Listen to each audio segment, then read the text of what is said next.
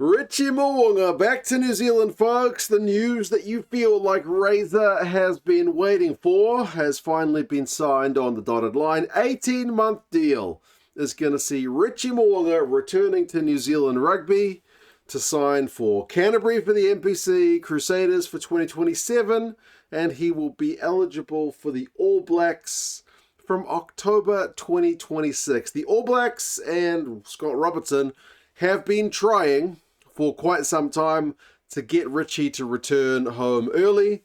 But if you remember, it was a few months ago now, he opted to stay on in Japan and see out the remainder of his contract.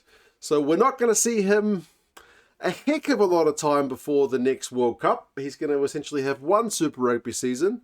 One would assume for a guy of his talents, one Super Rugby season will be more than enough. And he may even be parachuted straight into the All Black squad from October next year, as long as, I guess, his early NPC form is ready. Looking at the dates, I mean, the Rugby Championship starts too early for his return date of July, but his eligibility date of October.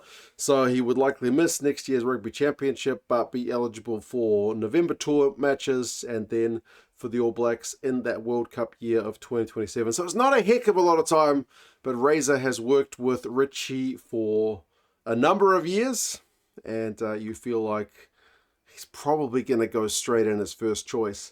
Kind of sucks if you're Damian McKenzie or Beauden Barrett, but it still does give you a warning of what is coming, and it's a chance for both of those fellas to try and make themselves undroppable ahead of Richie's return. But like I said, with how many years Razor and Richie had success together at the Crusaders and how hard they had been pushing to get Richie back into New Zealand Rugby, you got to feel like once he gets back, he is pretty much jumping in straight to the top of the pecking order. So it's a pretty short-term deal, 18 months, just the one Super Rugby season and like a campaign and a half with the All Blacks, which will go through to the next World Cup.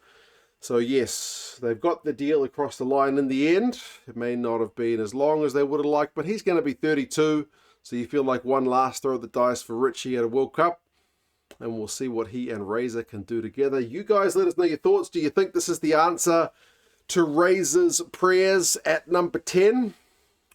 Or do you think there's more going on in New Zealand Rugby than just this one man?